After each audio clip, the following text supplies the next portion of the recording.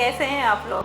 First India plus OTT के the Vartika show के एक नए एपिसोड में वर्तिका आप सभी का बहुत बहुत स्वागत करती है।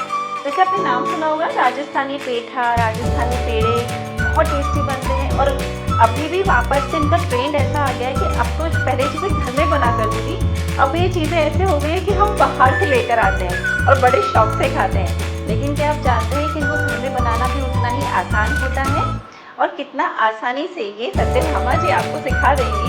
तो ये मैदा के साथ तैयार होते हैं, थोड़ा सा इसके अंदर घी का मोयन डाला जाता है और फिर इसका टाइट डो लगाया जाता है। वो सब कैसे होता है ये सारा प्रोसेस हम आपको बताएंगे, लेकिन उससे पहले हम वेलकम करेंगे सत्यभामा जी का।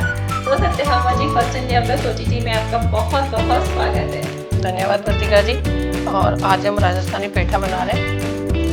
राजस्थानी जो पेठा है वो बहुत फेमस है, बहुत पर्सनली मुझे बहुत पसंद है।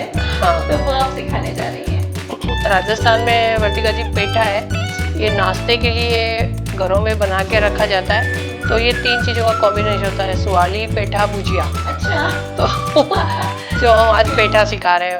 चलिए ठीक है, तो शुरुआत करते हैं हम। और हमने क्या है, आटे को थोड़ा सा पहले ही लगा रखा है ताकि उसको रेस्ट मिल जाए, लेकिन कैसे लगाया जाएगा ये भी हम आपको बताएंगे, ठीक है। तो इसके लिए वर्तिका जी 1 कप मैदा है,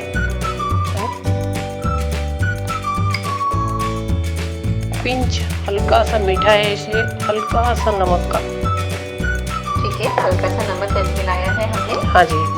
अब हम इसमें करीब 3 चम्मच घी मिलाएंगे। ठीक है, ये हम मोयन दे रहे हैं। मोयन, इसमें तेल का मोयन नहीं पड़ता है क्योंकि तेल के मोयन से कड़क हो जाते हैं।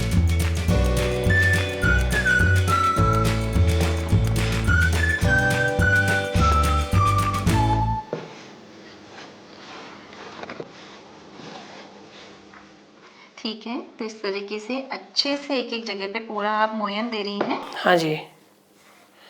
और मोयन ऐसे वर्तिका जी जैसे ये टूटे नहीं है जी, ऐसे चेक कर लेते हैं। हाँ जी।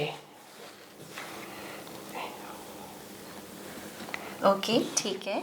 और फिर इसको गर्म पानी से हल्का हल्का छांटा देते हुए हम कड़क आटा लगा लेंगे और इसको 15-20 मिनट के लिए रेस्ट देना होता है। तो ये मैंने आटा तैयार करके रखा है, मैं आपको बताती हूँ। ठीक है। तो जिस तरह से हमने दिखाया कि कैसे आटा लगाया जाता है, और ये आटा हमने पहले से लगा रखा था ताकि इसको रेस्ट मिल जाए। तो आपने देखा कि इसको हमने बिना आटा लगाए ऐसे ही बेला और इसको लंबे लंबे पीसेस में कट कर दिया और थोड़ा सा साइज़ में ये हमने देखा कि थोड़ा सा मोटा रखा गया है।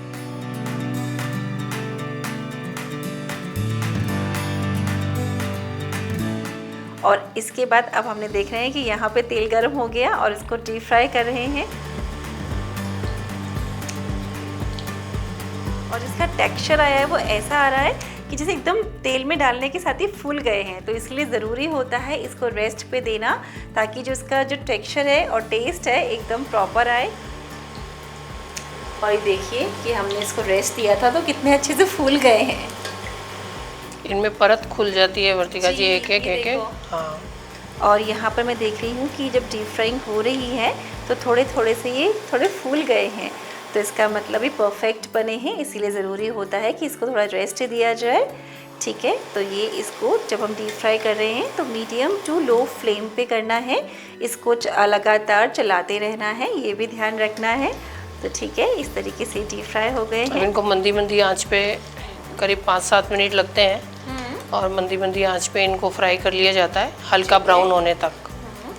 तो जैसा कि प्रीवियस एपिसोड में हमने आपको दिखा रखा है कि चाशनी कैसे बनाई जाती है, तो इसमें जो चाशनी का यूज़ होगा, सत्यभामा जी ने बोला कि 2 तार की चाशनी यूज़ होती है वर्तिका, तो हमने पूरा एक चाशनी का एपिसोड आपको बताया है।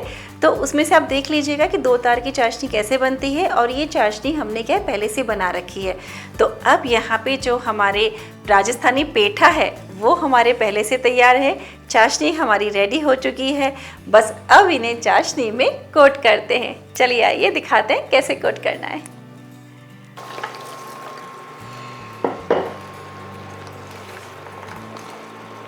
अच्छे से इसको मिक्स करते जाना है। हाँ, ये वर्तिका जी जैसे जैसे इस पे लपटती जाएगी जी, एकदम से ये अंदर तक चली जाएगी चाशनी, और ये एकदम से इसके ऊपर कोट होते होते ड्राई होती जाएगी। ड्राई होती जाएगी। ये देख रहे हैं आप? हाँ जी। ये धीरे धीरे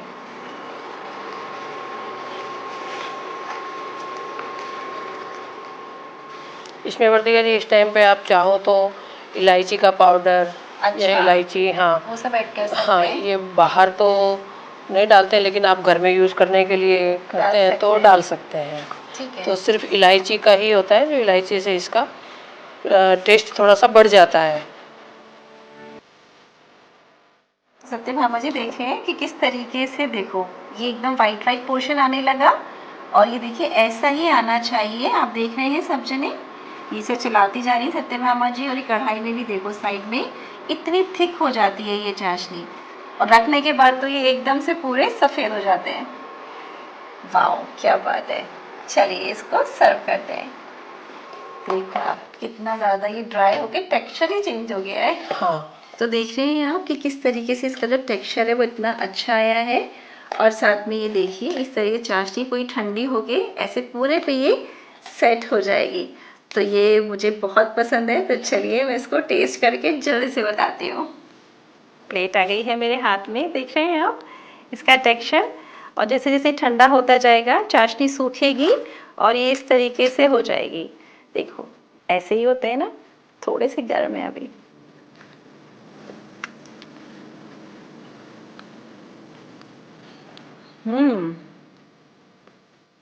क्या बात है, fantastic, perfect taste, perfect texture, और बनाना कितना आसान। तो क्या सोच रहे हैं, भारत देश में फेस्टिवल्स तो आते ही रहते हैं, तो इस तरीके की रेसिपीज सदाबहार होती हैं। तो आप भी ट्राई करके देखिएगा।